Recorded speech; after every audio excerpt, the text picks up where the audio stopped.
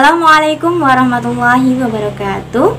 Selamat pagi anak-anak kelas 5 Thorik bin Ziyad dan juga kelas 5 Al-Farabi. Bertemu lagi bersama Ustazah Nisrina. Bagaimana kabar kalian? Semoga sehat selalu ya. Dan apabila ada yang sakit, Ustazah doakan semoga lekas sembuh dan dapat kembali beraktivitas seperti semula. Anak-anak, hari ini kita akan belajar tema ya. Temanya masih di tema 1, yaitu organ gerak manusia dan hewan. Khususnya di subtema 1, yaitu organ gerak hewan. Anak-anak, minggu lalu kita sudah belajar muatan pelajaran IPA dan juga PPKN. Hari ini kita akan belajar muatan pelajaran Bahasa Indonesia dan SBDP. Sudah siap? Anak-anak, silakan siapkan alat tulis dan buku tulismu ya. Catat hal-hal yang penting. Catatnya di buku tulis tema. Supaya apa? Supaya dapat dipelajari kembali. Siap? Anak-anak, saat pengenalan mata pelajaran kemarin, Ustazah sudah meminta anak-anak untuk mencatat suatu teks bacaan. Sudah dicatat ya? Coba sekarang silakan dibuka kembali catatan tersebut, teks tersebut. Sudah? Ya. Apa judul teks bacaan tersebut? Apa Mas Pandu? Ya, betul sekali. Organ gerak manusia dan hewan. Ustazah mau tanya nih, ada berapa paragraf ya dalam teks tersebut? Ada berapa Mbak Kori? Ya, sebelumnya Ustazah mau tanya, paragraf itu apa sih? Ya, paragraf adalah suatu bacaan yang terdiri dari beberapa kalimat dan kalimat pertamanya menjorok ke dalam. Jadi, betul sekali kata Mbak Kori tadi bahwa teks bacaan tersebut ada 5 paragraf. Nah, dalam suatu bacaan tersebut apa sih isinya? Apa sih intinya?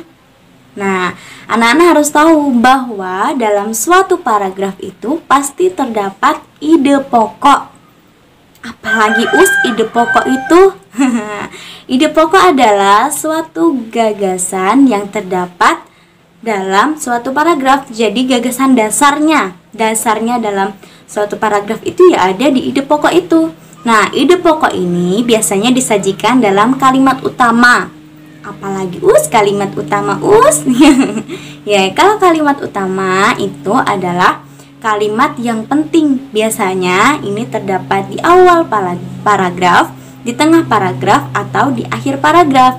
Nah, kalau kita sudah ketemu kalimat utamanya, berarti kita juga sudah ketemu ide pokoknya. Jadi, untuk menentukan ide pokok, kita harus membaca dulu. Setelah membaca, kita cari kalimat utamanya. Kalimat utamanya ada di awal enggak? Kalau enggak ada berarti di tengah. Kalau enggak ada berarti di akhir.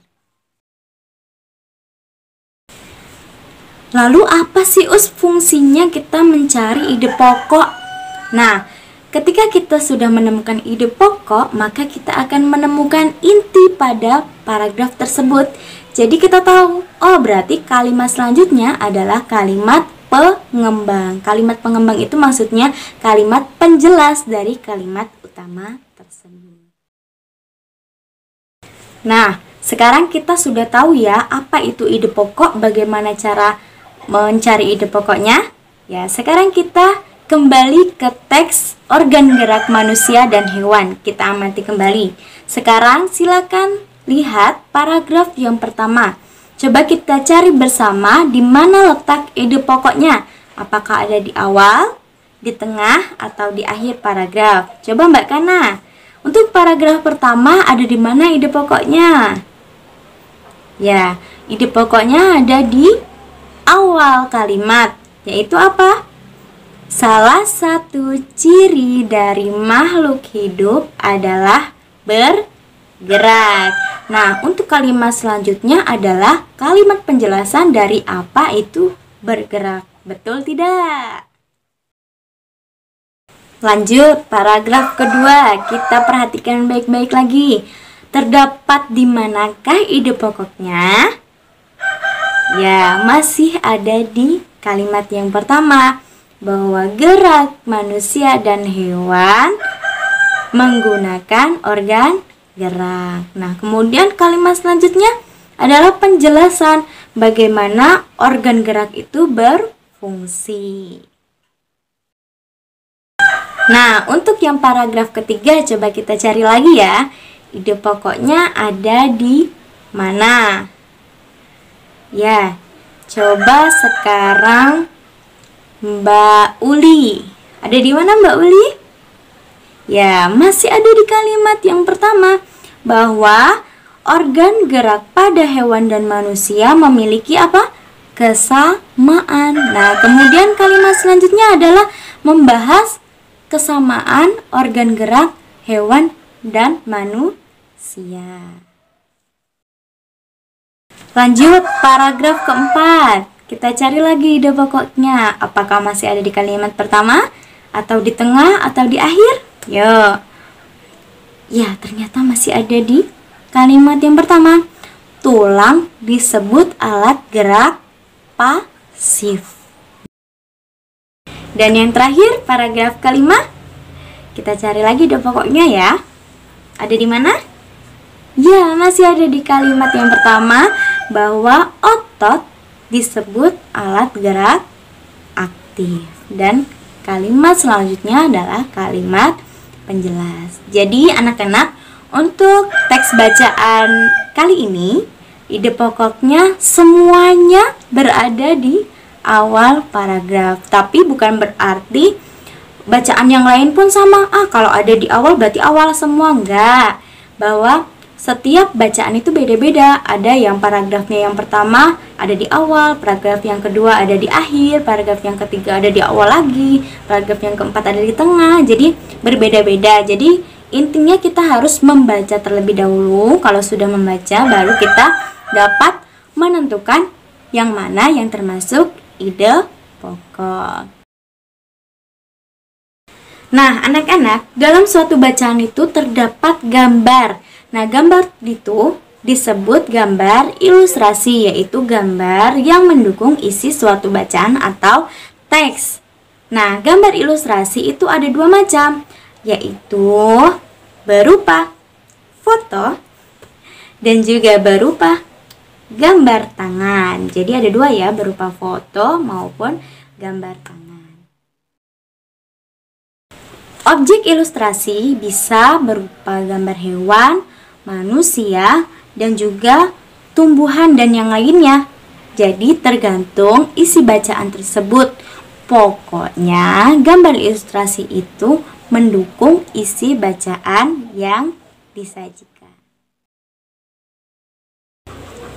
Gambar ilustrasi memiliki corak. Nah, coraknya itu ada 4. Yang pertama yaitu realis. Realis dibuat seperti keadaan aslinya, baik bentuk, ukuran, dan tata letaknya. Yang kedua adalah karikatur. Karikatur adalah gambar yang melebih-lebihkan atau mengubah dari objek aslinya. Gambar ini sedikit aneh tapi lucu, dan gambar ini biasanya digunakan sebagai sindiran atau kritikan. Yang ketiga adalah kartun. Nah, gambar kartun ini berfungsi untuk menghibur atau berisikan humor. Gambar kartun ini biasanya berupa tokoh binatang atau manusia. Yang keempat adalah dekoratif. Gambar dekoratif ini mengubah bentuk objek aslinya namun tidak menghilangkan ciri khasnya. Nah, setelah kita belajar corak dari gambar ilustrasi, sekarang kita belajar ragamnya. Nah, kalau ragam ini biasanya berbentuk gambar ilustrasi yang sudah dijadikan suatu sajian yang kompleks. Nah, di sini akan kita bahas 6. Yang pertama yaitu cergam. Cergam adalah cerita bergambar. Jadi, berisi rangkaian gambar, kemudian terdapat tulisan singkat atau seperlunya. Yang kedua adalah komik. Nah, komik ini adalah gambar yang dijelaskan melalui tulisan. Yang ketiga adalah pamflet. Nah, pamflet ini adalah surat selebaran. Contohnya seperti ini ya. Yang keempat adalah cover. Cover adalah sampul atau kulit buku pada suatu majalah atau buku. Yang kelima adalah kartun. Kartun adalah gambar yang berfungsi untuk menghibur atau berisi humor. Contohnya seperti kartun ini.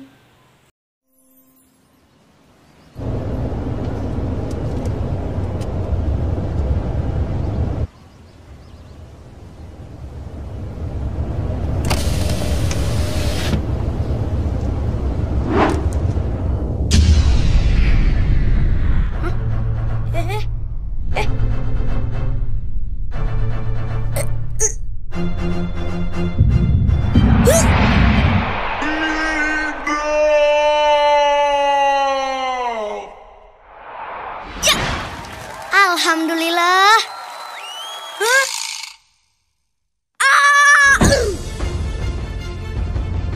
Wah.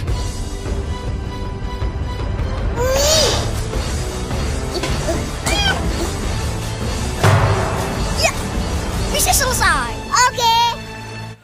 Yang keenam adalah karikatur. Karikatur ini adalah olok-olokan atau sindiran. Biasanya terdapat pada suatu majalah atau koran. Nah, setelah kita belajar apa itu gambar ilustrasi, apa saja coraknya, apa saja ragamnya, sekarang kita akan belajar langkah-langkah untuk membuat gambar ilustrasi. Yang pertama yaitu gagasan. Gagasan bersumber dari bacaan. Nah, setelah kita menentukan gagasan, maka kita dapat menentukan apa yang akan kita gambar, siapa tokohnya, bagaimana suasananya, dan apa media yang akan digunakan. Yang kedua adalah sketsa. Sketsa adalah rancangan yang digambar sesuai gagasan. Nah, untuk menggambar sketsa ini harus hati-hati. Kita harus memperhatikan tata letak dan objek dan ukuran objeknya. Setelah kita selesai membuat sketsa, tahap selanjutnya yaitu pewarnaan. Nah, untuk pewarnaan ini silakan diwarnai sesuai dengan objek aslinya. Kemudian boleh ditambahkan sesuai dengan imajinasi masing-masing. Untuk mewarnai gambar ilustrasi ini, kita bisa menggunakan cat air, cat minyak, pensil warna, spidol, dan yang lain-lain. Sekian materi yang kita pelajari hari ini ya. Tugas anak-anak di rumah yaitu membuat clipping. Nah, clipping itu nanti berisi bacaan, berisi sebuah teks. Nanti ada 3 teks yang anak-anak harus cari. Teksnya bebas, mau diambil dari buku pelajaran tahun lalu, dari koran, dari majalah, bebas, terserah anak-anak. Kemudian, anak-anak tempelkan bacaan tersebut ke kertas HVS A4 atau F4. 1 halaman 1 bacaan ya, seperti contoh berikut. Kemudian halaman yang paling depan berikan cover. Covernya cukup ditulis menggunakan ballpoint saja, seperti contoh. Dan hasilnya silakan dijilid sendiri ya. Tugas clipping dikumpulkan hari Senin. Jangan lupa ya, nanti Ustazah akan ingatkan kembali.